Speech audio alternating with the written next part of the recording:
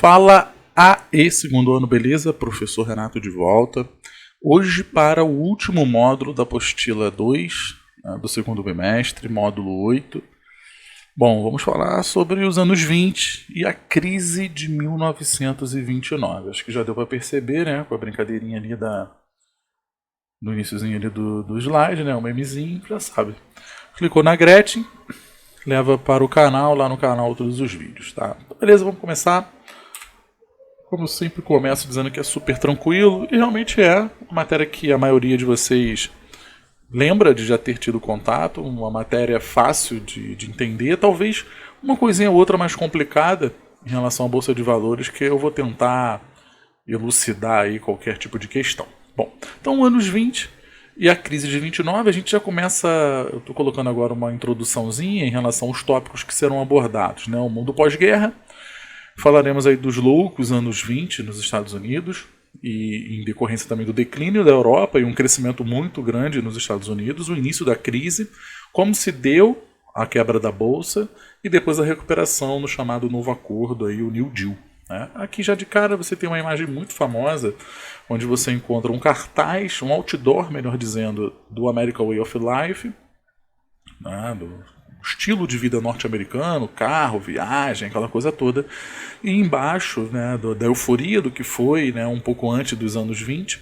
E depois você encontra a recessão econômica, ali uma fila de pessoas para conseguir ter alimento, né, pegar ali o almoço.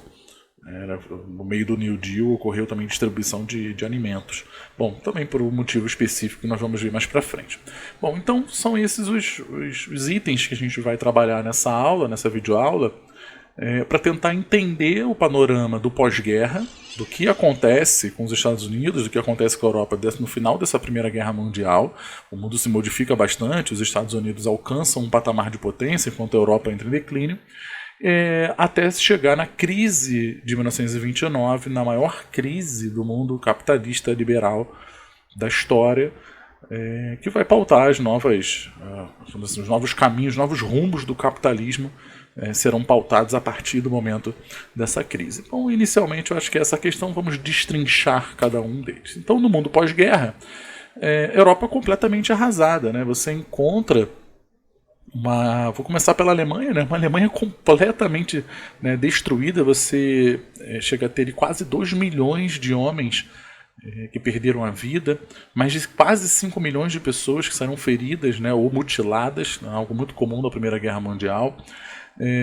Então, assim, somado também com a destruição do próprio local, né, das próprias regiões, aqui você está vendo a cidade de Nuremberg, né, cidade famosa até, de Nuremberg, destruída, e somado a isso o Tratado de Versalhes, né, aquele tratado que impôs severas sanções à Alemanha, fazendo com que ela mergulhasse numa recessão econômica, em crise política, crise social, e que nada mais nada menos vai também criar uma pré-condição dentro de um contexto para a ebulição de ideologias muito radicais, como por exemplo o nazismo, né, e o fascismo, se estabelecendo a partir daquele momento, né, as ideias, né, a princípio.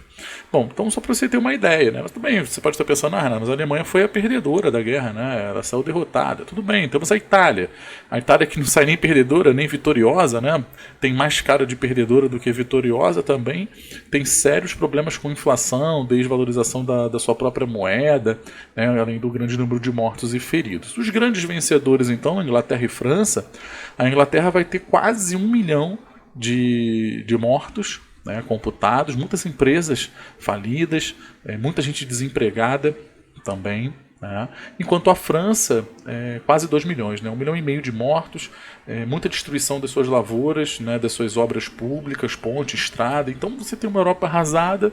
Eles tinham um ideal do que seria essa grande guerra e não contribuiu para esse ideal, uma guerra rápida, limpa. Eles achavam que o avanço, o progresso tecnológico iria favorecer para uma guerra limpa, né? E pelo contrário, não foi o que aconteceu. A gente já né? Conversou sobre, já trabalhamos sobre, acho que ficou bem evidenciado o quão pesado foi essa guerra, e agora a gente está trabalhando na questão das consequências. Bom, acho que dito isso, deu para entender um pouco essa Europa arrasada, em contrapartida os Estados Unidos dominando mercados no mundo, aproveitando porque ela passou o século anterior, né, o século XIX, todo se preparando industrialmente, internamente, para quem sabe, depois dar o próximo passo, alcançar novos mercados, e ocorre esse grande conflito mundial, e os Estados Unidos entendem como uma oportunidade que eles estavam esperando. Vender armas, vender mantimentos, vender qualquer tipo de produto para essas nações que estavam em guerra, né, e, consequentemente, se aproveitando das lacunas deixadas por essas grandes potências europeias nos mercados mundiais, principalmente no restante da América e também na Ásia, né? Então, os Estados Unidos dominando vários mercados que anteriormente eram dominados principalmente pela Inglaterra. Agora a Inglaterra, no meio do conflito, não ia conseguir manter, né, a fidelidade desses mercados. Então os Estados Unidos vão crescendo nesse meio tempo. A guerra, né, no finalzinho, os Estados Unidos entram, daquela matada na guerra. Agora precisa reconstruir a Europa, emprestar dinheiro, vender produtos, e as nações europeias estão dispostas a participarem, né? Então os Estados Unidos vão acelerar na sua produção de maneira absurda, e a Europa vai comprar, vai se endividar no meio do caminho. Só que não é para sempre, né? A Europa, ela vai em determinado momento, a partir de determinado momento, buscar sua própria valorização econômica, sua reestruturação econômica. Não vai ficar dependente dos Estados Unidos, dos produtos estadunidenses para sempre, né? Só que isso vai fazer com que eles possam consumir menos, né? Importar menos dos Estados Unidos. Só que os Estados Unidos continuam a fabricar como se fosse altamente necessário nos mercados mundiais. E os mercados estão diminuindo devido a essa reestruturação, só que pela lógica capitalista liberal, principalmente do Adam Smith, né, da não intervenção do Estado na economia, o Estado até visualiza que vai existir um problema, mas ele não pode fazer nada, já que a economia por si só, né, precisa se estabelecer. Então acho que já deu para dar uma ideia geral aqui, ó. Desculpa, passou que nem doido aqui. Ó, enquanto os países europeus saíram, né, da guerra arruinados, tendo que se organizar novamente, os Estados Unidos obtiveram um magnífico desempenho durante o conflito, consolidando-se no pós-guerra como a maior potência do mundo, né? Isso até a crise de 29, logicamente. Bom, então já deu para ter uma ideia geral, agora vamos para os loucos anos 20, onde você encontra uma efervescência de produtos, de consumo e de mudança social dentro dos Estados Unidos. Acho que vale lembrar do American Way of Life, né, desse estilo de vida norte-americano que sai dos Estados Unidos, invade a Europa, né, com seus produtos, mas também é válido lembrar que internamente nem todos estavam vivenciando a euforia do American Way of Life. Você tinha uma porcentagem mínima de pessoas que poderiam consumir de fato, e tinha também mulheres, negros, imigrantes como todo, principalmente latinos, que não participavam dessa ideologia de consumo. Queriam, mas não participavam, não encontravam meios devido aos vários problemas, questão racial, questão da mulher e por aí vai. Então vale lembrar que isso vai abalar o mercado interno também, porque nem todos estavam participando dessa euforia de consumir, né, doidadamente como era do American Way of Life, esse estilo de vida norte-americano de consumo. Então esses novos produtos estavam chegando, automóvel, rádio, tecidos novos, comida enlatada, a geladeira, por exemplo, né, a partir do final da Primeira Guerra Mundial, chegando nos lares norte-americanos, né? Então, aspirador de pó, brinquedo, panela. Então, são várias inovações que vão reforçando essa ideia de que o consumo precisa existir, e muitas das vezes o consumo se dava também de uma maneira descontrolada, né? A maioria das pessoas não precisavam desses produtos que estavam sendo comprados, mas uma vez associado à felicidade, né? Ter para poder ser dentro daquela sociedade, então as pessoas compravam. Outro adendo importante seria o cinema, né? O cinema era encarregado para poder difundir esse modo de vida americano, né? Invejado por todo mundo, por restante do mundo, uma vez que nos filmes apareciam personagens que estavam lá com os carros, com aquela vida, né? Voltada mais para uma vida de glamour, uma vida de riqueza muito grande. Então tudo isso era algo a ser levado em consideração, né? Outra questão também a ser colocada nessa cultura norte-americana dos anos 20 seria o jazz, né? As novas músicas relacionadas às novas danças também, rumba, charleston, que eram danças diferentes demais, associadas à época anterior. Animava essa vida noturna nos Estados Unidos, assim como novas bebidas, né? Esses coquetéis que funcionam até hoje nas festas, também foram inventados naquele momento. Então você tem uma euforia, você tem um anos 20 completamente diferente, né, em termos de perspectiva, de diversão, sem limites, como ele coloca, né, diversão sem limites da população estadunidense. Então tudo isso tem que ser levado também como uma forma. Só que tem um porém. Né? Um consumo desenfreado, ok, está acontecendo. E acho interessante colocar a lei seca, né? Esse trechinho que eu tirei da apostila de vocês, que ele fala um pouquinho da lei seca que foi imposta nos Estados Unidos, entre ali, né, 20 e 33, proibindo em algumas partes o consumo de uísque, né, até mesmo de cigarro. Correto? Mas principalmente o consumo de uísque, de bebidas alcoólicas, né? O Partido Republicano tentando exaltar valores, assumindo aí uma política conservadora, muito preocupado com essa questão das bebidas alcoólicas, proíbe. E o tiro sai pela culatra, né? Você faz gerar o Al Capone, vocês já devem ter ouvido comentar, um dos maiores mafiosos, se não o mafioso mais glamouroso aí da história das máfias pelo mundo. Ele vendia whisky e cigarro, né? Produtos proibidos que as pessoas queriam e ao mesmo tempo clandestinos, por isso, né, por não estarem vigorados na lei, ancorados na lei. Ele tinha uma diversidade de empresas, mas principalmente pizzarias, onde ele lavava dinheiro, né? E vocês sabem que o Al Capone tinha uma rede de corrupção muito grande, comprava policiais, comprava juízes, ameaçava também juízes. Então ele tinha toda uma rede muito grande e ele acabou sendo pego na malha fina, acabou sendo pego no imposto de renda, uma vez que ele não tinha como comprovar um grande patrimônio que possuía a partir das empresas, das poucas empresas que ele possuía. Então ele acabou sendo pego dessa forma e, logicamente, depois tudo apareceu. Tá? Vale lembrar também que nessa época de proibição da bebida nos Estados Unidos, os Estados Unidos tinham uma ampla política externa, principalmente relacionada a Cuba, onde fazia Cuba de quintal, né, para prostituição, para as bebidas, para o jogo, coisas que poderiam ser proibidas nos Estados Unidos eram levadas para outros países, principalmente ali pertinho deles, Cuba, e vai acabar gerando uma pré-condição para uma futura revolução. Aqui ele fala que o próprio senador que editou a lei foi pego na lei que ele mesmo fez, né? Tinha uma destilaria de uísque na propriedade dele. Bom, então o Roosevelt depois em 1933 acabou revogando essa lei. Tem um motivo também, o Roosevelt vai ser o cara do New Deal, ele quer aquecer a economia, para aquecer a economia tem que ter consumo, as pessoas querem consumir o produto, então logicamente eles vão fazer essa liberação. Né? Acho que cabe uma discussão, quem sabe o futuro, a ser feita em relação à própria maconha, né? Onde os Estados Unidos hoje, muitos estados dos Estados Unidos estão permitindo o plantio, permitindo a venda, porque o governo quer participar das grandes somas de lucro.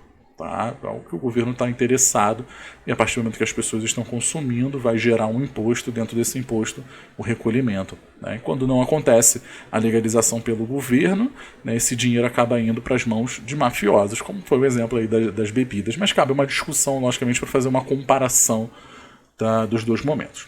Mas não é o nosso intuito aqui. Bom, continuando. O consumo desenfreado de bens duráveis e na perspectiva de diversão sem limites da população estadunidense. Bom, acho que deu para ter uma ideia um pouco geral dos anos 20. e como foi o comportamento do governo em certas medidas, né? Até às vezes preocupado com esse desenfrear, né, desse sem limites da população estadunidense, mas sem poder fazer grandes coisas, uma vez que o sistema liberal não permitia uma intervenção na economia, de produção, de controle, o controle de consumo principalmente, né? E era algo que o capitalismo sempre se arvorou nesse sentido, né? Sempre se fez grande nesse sentido dessa liberdade econômica, ao passo que aumenta, né, a produção, aumenta o consumo, e logicamente esse conjunto ideológico se faz vitorioso. Aqui alguns exemplos, o cara jogando uísque, né, no esgoto. Talvez aqui uma destilaria clandestina, né, foi estourada, jogando a bebida fora, né, representando a lei seca. E aqui as duas imagens representando o American Way of Life. Nessa aqui de cima, olha a quantidade de produtos que você encontra, né? Uma variedade gigantesca, churrasqueira, é raquete, é o cortador de grama, é a piscina, não é navio, né? Falar navio, uma lancha, né? Ali atrás, a bicicleta. Então são vários. Né? Numa imagem você vê uma variedade gigantesca de produtos e você vê a felicidade, né, das pessoas. E embaixo você já encontra a geladeira. Uma família grande, aquela família padrão, correto? Vários filhos, cachorrinho aqui, né? Até o cachorro ajudando nas compras, chegando cheio de garrafa, o cara, né? A criança ajudando também, né? O outro aqui fazendo besteira, empilhando, vai tomar esporro, aquela coisa toda, todo mundo já está acostumado, mas você vê que isso aqui encontrava-se nas revistas, na mídia de propaganda, naquele momento, principalmente na década de 20 nos Estados Unidos. Bom, beleza. Início de 20, a economia norte-americana dá uma bambeada, né, dá uma tremida, mas eles conseguem se recuperar e vida que segue. Né? Lembrando que a guerra acaba em 1918, então você tem ali o iníciozinho de 20, dá aquela bambeadinha, mas aí eles vão embora e vão fazendo um crescimento muito grande. Porém, uma hora a crise vai começar. Né? Então, como ela começa? Eu já tinha adiantado. Ocorre primeiramente uma diminuição das importações feitas pelos europeus. A Europa começa a tentar se reestruturar na agricultura, se reestruturar da parte industrial, ela não vai buscar tantos produtos norte-americanos. Só que a economia norte-americana continuava a crescer no ritmo muito acelerado. Você diminuir produção no mundo capitalista liberal, né, onde você encontra Adam Smith como sendo o grande filósofo, né, desse pai do liberalismo, né, desse conjunto ideológico, você não pode diminuir produção tem que aumentar. Aumentando a produção, aumenta a competitividade, você coloca mais produtos no mercado e a oferta, né, procura, né, demanda acaba se estabelecendo. Isso numa teoria, mas na prática, em alguns momentos, se tornou inviável. Né? Então você vai ter, muitas das vezes, vocês já devem ter escutado, que você pode sintetizar a crise de 29 como sendo uma crise de superprodução versus um subconsumo. Produzir muito acima da expectativa de venda e, lógico, consumir menos ainda do que se esperava, né? Consumir muito menos, gerando uma reação em cadeia até se estourar a crise de 1929, porque envolve outros sentidos. Então eu tentei pegar aqui na internet alguns esqueminhas. Eu achei esse esqueminha aqui do professor Luiz Marques, tá? Eu achei interessante para poder colocar aqui para gente. Sinais de alerta, né? Como ele coloca aqui. A economia possui bases sociais frágeis. Eu comentei sobre essas bases sociais quando nem todos estavam participando do American Way of Life. Você pode pensar, poxa, Renato, mas se a Europa diminuiu a importação, a economia norte-americana não era pautada apenas na Europa. Existia um mercado interno. Né? Existia o restante do mundo, e a gente vai falar um pouco sobre isso exatamente. Né? Então, internamente, já estou te dizendo, nem todos estavam participando desse American Way of Life. Você tinha ali, como o próprio professor colocou, em 29, 1% da população detinha 45% da riqueza nacional. Olha como a concentração de renda era bruta nos Estados Unidos. 1% da população detendo quase metade da riqueza nacional. Cara, não é muito diferente do que a gente vivencia hoje no Brasil, não, né? Você tem 10% dos brasileiros aqui que dominam 50% da riqueza nacional. Isso é um outro problema a ser colocado. Essa concentração de renda faz com que ocorram várias e várias outras consequências aí ruins em termos econômicos para qualquer país. Para o nosso não vai ser diferente. Então olha esse número absurdo. Então quando a Europa deixa de comprar, o mercado interno norte-americano não segura. E dentro da lógica do capitalismo, você diminui produção, tem que demitir, tem que desempregar. E o desemprego, ele gera o quê? Ele gera o fim do consumo. O cara sem dinheiro não consome. Se não consome, por que adianta ele produzir? Né? O que adianta a empresa continuar a produzir se não vai ser vendido? Então você cria uma bola de neve, um círculo, né, vicioso, que você vai ver depois num outro esqueminha que eu peguei aqui.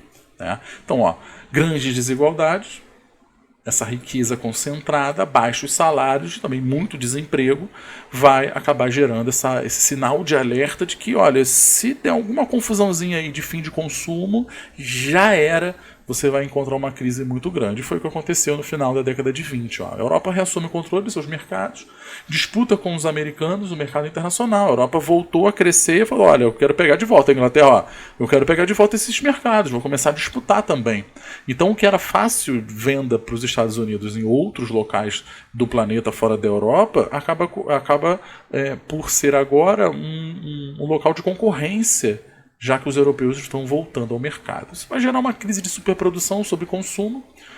A galera da agricultura não vai conseguir pagar as suas dívidas para o banco vai pegar essas terras de volta, e você tem um problema específico com a Bolsa de Valores, uma vez que, com grande euforia das empresas norte-americanas, muita gente foi colocar seu dinheiro na Bolsa, comprando ações dessas empresas valorizadas. Uma vez que essas empresas entram em desvalorização, todo mundo corre para vender, e aí você encontra um problema muito sério dessa bolha explodindo em relação ao mercado, né, financeiro. Bom, acho que basicamente é essa a questão, tá, que precisa ser colocada em relação ao início da crise. Acho que eu não esqueci de nada. Bom, então, desemprego, falta de consumo interno e externo gerando esse início dessa crise. Passar para a próxima. A quebra da Bolsa de Nova York. Eu coloquei uma imagem do próprio dia do jornal, mostrando ali o dia 24 de outubro de 1929, conhecido como a Quinta-feira Negra, né, onde ocorreu a quebra de fato da Bolsa, e registra-se um número muito triste na história dos Estados Unidos, mas como uma forma geral do mercado financeiro mundial, um grande número de suicídios. Acho que nos Estados Unidos é o maior número de suicídios num único dia, né, na história do país. Se você for hoje em Manhattan, no centro, no coração financeiro de Nova York, você pode observar que a maioria dos prédios, acho que quando ele passa de um número X de andares, não sei se são 10 andares, 8 andares, não pode ter janela que abra. É uma lei em Manhattan, não pode ter janela que abra, porque infelizmente as pessoas relataram naquela quinta-feira e talvez naquela semana, né, na semana, né, que posterior à crise da explosão da Bolsa de Valores, relatam que realmente choveu pessoas, né, muita gente pulando porque era milionária no dia anterior, na quarta-feira. Na quinta-feira ela tá pior do que o cara que mora na rua, porque o cara que mora na rua já tem um cantinho dele, o papelão, e esse outro vai ter que buscar. Então você encontra um grande número de casas hipotecadas nos Estados Unidos, os bancos vão pegar, e se as pessoas não pagam o banco quebra, uma vez que todo mundo vai correr também para tentar tirar o dinheiro. O banco não tem o dinheiro de todo mundo lá ao mesmo tempo, porque ele pega para emprestar, ele pega para fazer mais dinheiro. Isso gera um problema gigantesco, né? Mas também é uma outra questão que pode ser abordada numa outra aula. Os bancos, né, o mal necessário do que seriam os bancos. Então você tem essa queda da bolsa, né? Como funciona uma bolsa de fato? Uma empresa está lucrando muito, então ocorre uma busca pelas ações dessas empresas, né, que estão lucrando, uma vez que elas estão em amplo crescimento. Isso faz com que as ações dela fiquem mais caras. Você compra esperando com que elas fiquem mais caras ainda, para quem sabe você possa vender ou participar dos lucros dela apenas. Tá? Hoje você tem grandes empresas, vamos pegar, por exemplo, a Petrobras aqui no Brasil, que apesar de toda a crise ainda permanece como uma empresa aí, uma empresa modelo em relação a essa questão de bolsa, de riquezas, etc. Bom, quando acontece então da empresa que vai falir, quando eles estão descobrindo que essas empresas estão falindo, estão numa cadeia aí de sequência muito complicada em relação a uma crise, você tem as ações daquela empresa, você vai tentar vender. Né? E se tem muitas dessas ações no mercado, o preço diminui. Né? Oferta e procura. Então, o que vai acontecer? As empresas vão começar a falir e muita gente que investiu vai falir no meio do caminho também. Isso é um craque da bolsa. Vocês devem ter acompanhado recentemente, devido ao coronavírus, que algumas bolsas de valores sofreram bastante em relação ao impacto dessa pandemia e elas tiveram que fechar suas operações para não dar aquela quebra. Né, ó, fechou o pregão, acabou, não vai ter mais nenhuma negociação. Às vezes meio-dia, né, fechando. Se eu não me engano, posso estar falando besteira aqui, mas eu lembro de ter visto na televisão que foi a primeira vez que a Bolsa de Valores de Nova York fechou depois da crise de 29, depois das consequências ali da crise de 1929, se eu não me engano foi o que aconteceu. Mas não foi a única que quebrou, tá? Depois você tem a Bolsa de Berlim, Tóquio, Londres também quebrando e mundializando essa crise. Mundializa em qual sentido? Os Estados Unidos emprestavam dinheiro para boa parte do mundo. Talvez tirando a União Soviética, o resto, meu amigo, estava de alguma forma ligado ao capitalismo norte-americano. Ou seja, a partir do momento que eles enfrentam uma crise, eles vão tentar se reforçar internamente, parando de emprestar dinheiro, parando de investir em capital externo, né, em áreas de outros países, gerando crise e também cobrando essas dívidas. Né? Então você tem uma recapitalização de dólares. Isso faz com que venha um arrasto de crise. Vou dar um exemplo do Brasil. O nosso querido Brasil, nesse momento, vendia café. Estávamos na Primeira República Brasileira, na década de 20. E o Brasil vai sofrer uma crise muito severa, porque quem vai comprar café no meio de uma crise mundial sem precedentes? Né? E a gente pode associar a entrada de Vargas, em 1930, sim, à quebra da Bolsa de 1929, uma vez que o grande acordo da República do Café com Leite, São Paulo e Minas, geram um conflito, eles vão entrar num embate muito grande, uma cisão que vai acabar por fortalecer a Aliança Liberal, né, a chapa do Getúlio Vargas, que vai participar das eleições, mas vai perder, sabe, toda aquela historinha que vocês estão acompanhando a história do Brasil. Não é fácil, não é difícil de entender, vocês sabem como fazer essa relação. Só para a gente ter uma ideia do que está acontecendo no Brasil. Meus amigos, agrava o problema, os problemas sociais são agravados, o desemprego acontece. Eu coloquei um esqueminha aqui também que vai nos facilitar.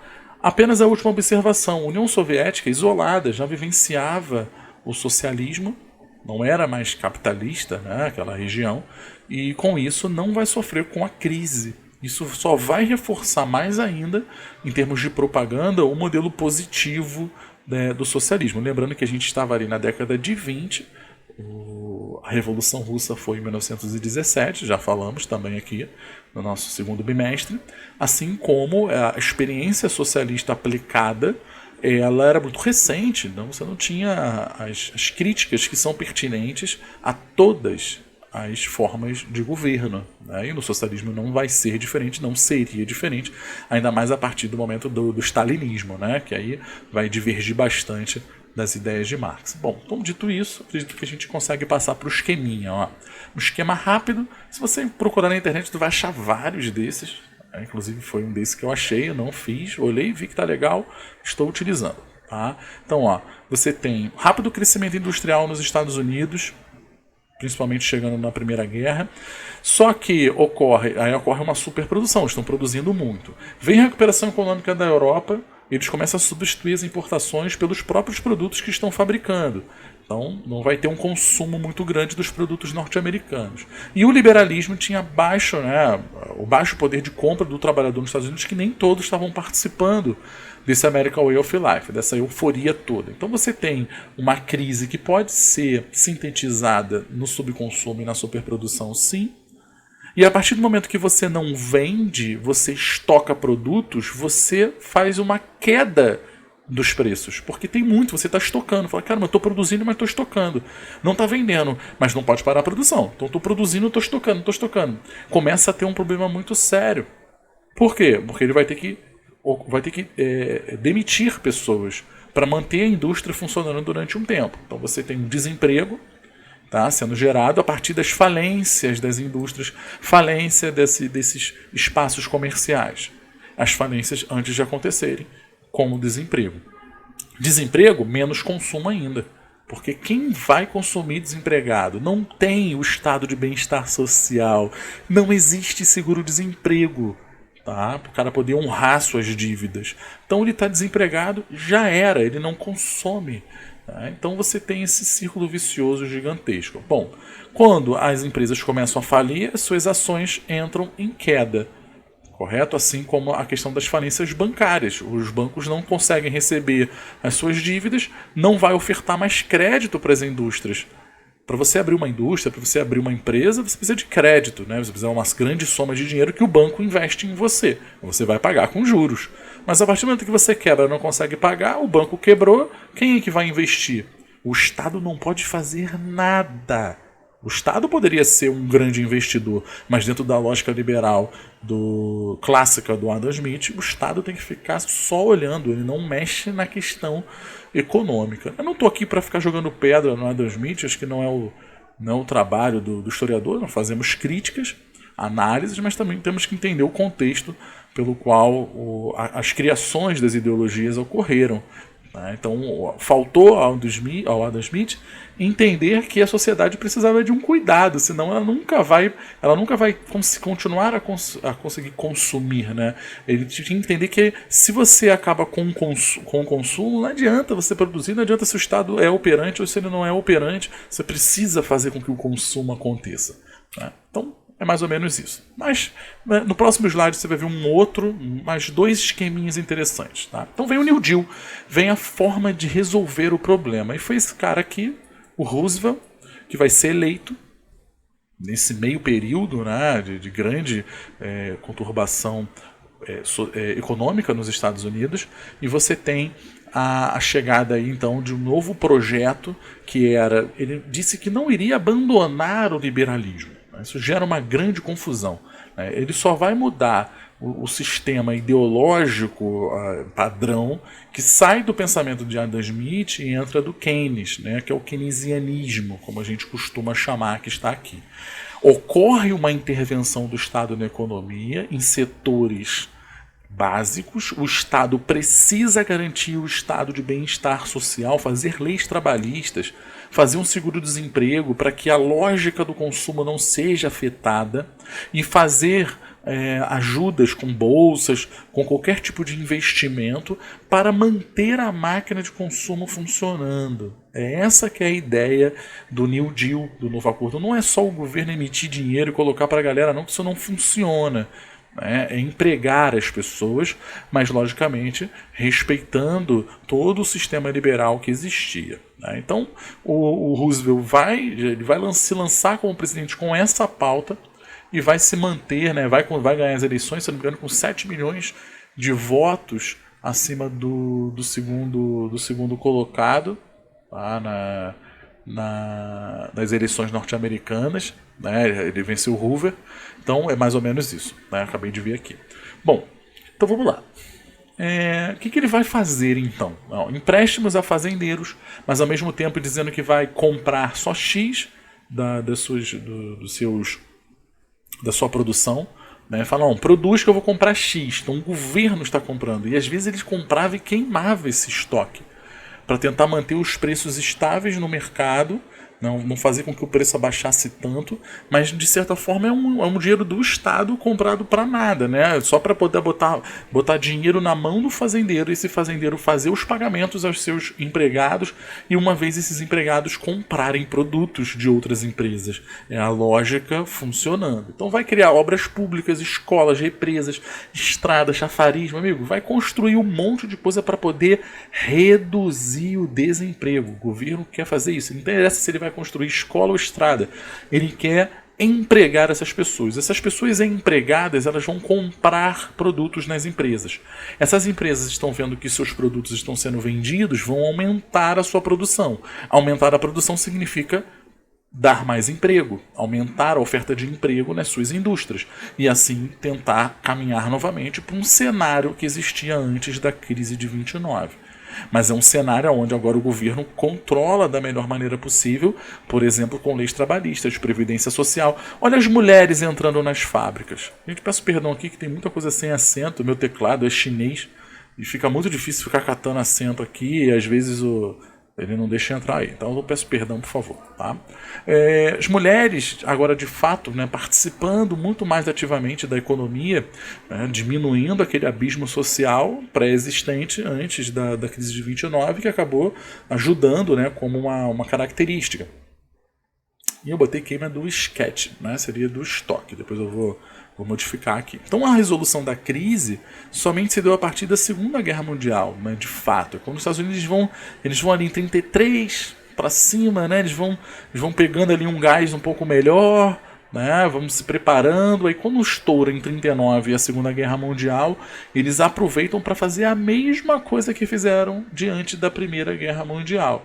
Só que sem cometer os erros pós Primeira Guerra Mundial. Pós Segunda, eles não vão cometer os mesmos erros de sair produzindo loucamente e fazendo com que o mercado se estabelecesse apenas em cima do consumo, um consumo muito frágil, né, por assim dizer. Então o New Deal ele vem para essa questão, aquecer a economia, gerando emprego e fazendo com que grandes somas também do governo fossem injetadas em áreas econômicas nos Estados Unidos, mas sem abrir mão nunca falando abertamente que o liberalismo seria abandonado. Não, o liberalismo clássico da não intervenção do Estado na economia do Adam Smith apenas. Então eles vão para esse outro economista, o Keynes, e é pautado dessa forma. Então coloquei aqui um esqueminha do New Deal. Né? Olha aqui o New Deal. Ó, iniciativa de grandes obras públicas, um controle da atividade bancária, desvalorização da moeda, os subsídios aos agricultores para diminuírem a sua produção. Ó, não produz tanto não, mas eu vou te pagar para você não produzir, para não gerar uma superprodução. Vai fixar um salário mínimo, olha o estado de bem-estar social, reduz a carga horária do trabalho e a proibição do trabalho infantil, que não existia ainda essas leis em solo norte-americano. Todas essas iniciativas geram novos empregos. Com esses novos empregos, aumenta a renda familiar. Aumentou a renda familiar? Consumo. Cara, você arruma um dinheirinho aí, tu arruma um emprego, tu arruma um bico, tu quer consumir. Tu já está pensando antes do teu primeiro salário, tu já está pensando do que tu vai gastar, do que tu vai comprar, né, do que você vai querer. Então essa é a lógica. Aumentou o consumo, aumenta a produção industrial. Opa, o industrial pensa, a galera está consumindo de volta, vamos aumentar a oferta de emprego. Né? Vamos, escoamento da produção agrícola, porque boa parte da produção agrícola são insumos para a produção industrial. Então, a agricultura e a indústria interligadas. Né? Reanimação do comércio. Impostos que voltam para o governo. Não é um dinheiro perdido, não. Começa com emprego, termina com os impostos que o Estado vai recolher. A indústria aquecida, a produção agrícola aquecida, gera impostos para o governo. Então, o New Deal, ele tem o governo passa a ser um grande investidor, mas ele é um investidor, ele vai conseguir coisas em troca, aqui você está vendo. Então, acho que esse esquema ele é bem claro, elucidativo, direto, para que a gente possa entender o impacto do New Deal. E coloquei no final um esqueminha que eu achei na internet, tem um site interessante, depois eu vejo se eu disponibilizo para vocês, que ele faz ele pega vários assuntos, né, da história e tenta colocar nesse esqueminha de mapa mental. Acho legal também observar, vocês estão no segundo ano, logo 2021 chega, vocês vão estar em ano de vestibular, isso aqui ajuda bastante para vestibular. Só que somente um esqueminha não ajuda, né? Você precisa ter as explicações, precisa entender aqui as características. Eu tentei falar do máximo possível que seria pertinente a nós e o que a nossa apostila aborda. Né? Quinta-feira Negra, tem o New Deal, as consequências, a própria crise, né? A recuperação europeia, a baixa exportação, superprodução. Então, depois eu gostaria que vocês dessem uma olhada E qualquer dúvida que surgisse, vocês pudessem me procurar lá na plataforma, lá no Teams, para tirar as dúvidas, uma vez que a atividade 2 ela vai ser amplamente pautada na crise de 29. Beleza? Vou finalizar por aqui, estamos chegando a 40 minutos, acho que já está de bom tamanho para o nível de informações. Beleza? Grande beijo, abraço, tudo de bom e até a próxima.